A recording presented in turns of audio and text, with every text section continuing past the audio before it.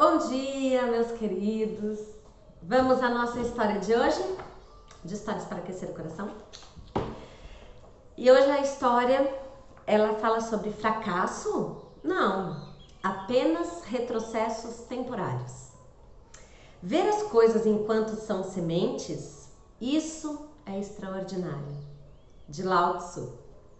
Vamos à nossa história.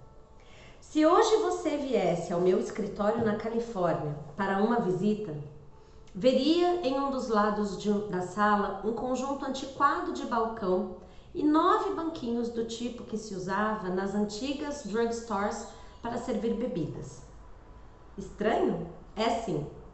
Mas se esses banquinhos pudessem falar, contariam a história do dia em que quase perdi a esperança e desisti de tudo. Era o período de recessão depois da Segunda Guerra Mundial e havia poucos empregos. Bob, meu marido, comprara uma pequena tinturaria com dinheiro emprestado. Tínhamos 2 adoráveis bebês, uma casa num condomínio, um carro e todos os pagamentos mensais. Foi quando os clientes da tinturaria sumiram. Não havia mais como pagar a prestação da casa nem as outras coisas. Vi que eu não tinha como ajudar, pois não possuía nenhum talento especial, nenhum treinamento, nem formação universitária. Mas me lembrei de alguém do meu passado que achava que eu redigia bem. Minha professora de inglês do ensino médio. Ela me aconselhara a fazer jornalismo e me nomeara gerente editora da reportagem do jornal da escola. Assim, pensei, se eu escrevesse uma coluna, onde comprar? Para o semanário da nossa pequena cidade rural, quem sabe eu conseguiria pagar a prestação da casa. Eu não tinha carro nem babá. Assim, coloquei as 2 crianças no frágil carrinho de neném com uma grande almofada amarrada na parte de trás. A roda vivia saindo, mas eu a colocava de volta com o salto do sapato e ia em frente. Estava determinada a não deixar meus filhos perderem a casa, como acontecera comigo tantas vezes na infância. Mas no escritório do jornal não havia empregos disponíveis. Recessão. Tive então uma ideia. Perguntei se eu podia comprar espaço de anúncio com um bom desconto e vender frações do espaço para os comerciantes da cidade a preço normal. Eles concordaram, mas depois me disseram que tinham achado que em uma semana eu desistiria de empurrar aquele carrinho pesado pelos caminhos rústicos da cidade. Estavam enganados. A ideia da coluna do jornal funcionou. Consegui dinheiro para pagar a prestação da casa e para comprar um carro velho de segunda mão que Bob encontrou para mim. Contratei então uma estudante para ficar com as crianças das 3 às 5, todas as tardes. Quando dava 3 horas, apanhava minhas amostras de jornal e corria para ver as pessoas com quem eu tinha agendado um horário. Mas numa tarde escura e chuvosa, todos os lojistas que tinham se comprometido comigo se recusaram a fechar o anúncio. Por quê? Perguntei. Disseram que tinham notado que Ruben Allman, o presidente da Câmara de Comércio e proprietário da Hexal Drug, não anunciava comigo. Sua drugstore era a loja mais popular da cidade. Os lojistas respeitavam o julgamento do Sr. Allman. Deve haver alguma coisa errada com seus anúncios, foi a explicação que me deram. Fiquei mortificada. Aqueles 4 anúncios teriam bastado para cobrir a prestação da casa. Pensei em falar com o Sr. Allman mais uma vez. Apesar de todo mundo gostar dele e o respeitar, todas as vezes que tinha tentado me aproximar, ele se recusara a me atender. Sempre estava fora ou ocupado. Eu sabia que se ele comprasse o anúncio comigo, os outros comerciantes da cidade fariam o mesmo. Dessa vez, quando entrei na Hexal Drug, eu o vi no balcão de receitas no fundo da loja. Armei o meu melhor sorriso e me aproximei, levando comigo a coluna Onde Comprar, cuidadosamente marcada com o lápis de cera verde das crianças. Todo mundo respeita a sua opinião, Sr. Alman, eu disse. O senhor poderia apenas olhar o meu trabalho por um minuto para que eu possa dizer aos outros comerciantes o que o senhor acha? Os cantos de sua boca caíram e, sem dizer uma só palavra, ele balançou a cabeça enfaticamente numa negativa desencorajadora. Não.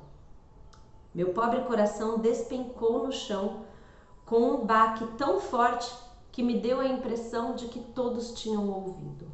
De repente, meu entusiasmo foi embora.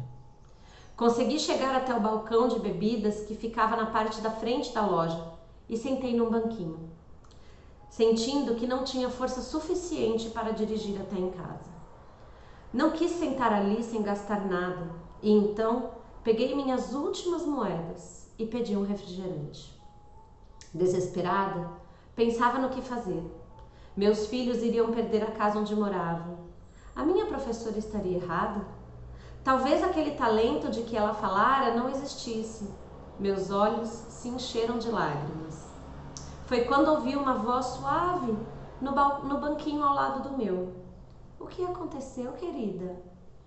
Dei com o rosto simpático de uma adorável senhora de cabelos grisalhos.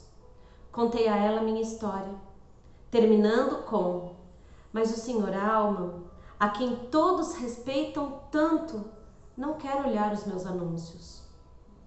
Deixe-me ver a sua coluna, disse a senhora, pegando meu exemplar do jornal nas mãos e lendo com atenção.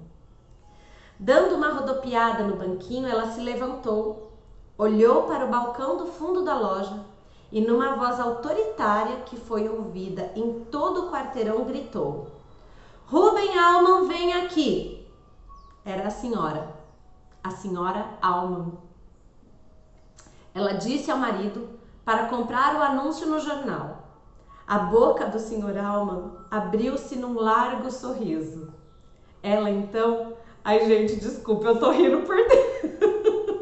Eu tô rindo. Onde é que eu tô? Ela então me perguntou os nomes dos outros 4 comerciantes que tinham recusado os anúncios. Pegou o telefone e ligou para cada um deles pessoalmente. Deu-me um abraço, disse que estava me esperando e que eu fosse até suas lojas para pegar os anúncios. Ruben e Vivian Alman se tornaram nossos amigos, além de anunciantes permanentes. Fiquei sabendo que Ruben era um homem adorável, que não se recusava a comprar espaços de anúncios de ninguém. No momento em que recusou, ele prometera a Vivian não colocar mais anúncios e estava apenas tentando manter a palavra. Se eu tivesse perguntado às pessoas da cidade, saberia que devia ter falado com a senhora Alman desde o início.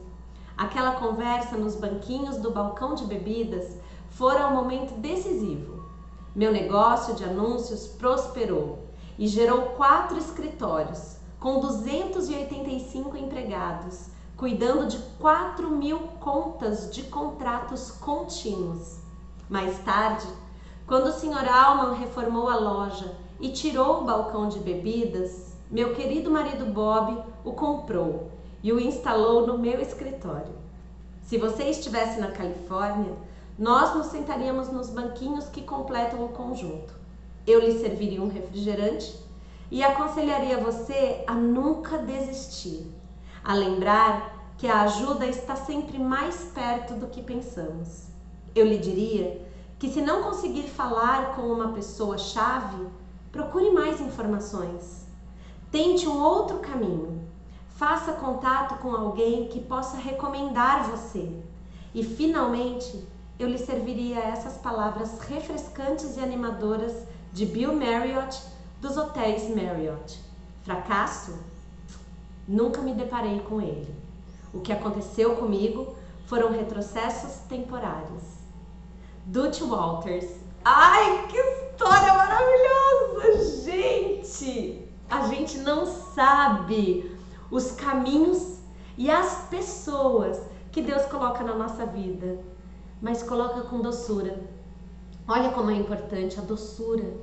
Olha como é importante a simpatia. E olha como é importante a gente se permitir sentir. Se permitir sentir. Olha que coisa linda. Ah, e eu ri, gente. Eu ri mesmo.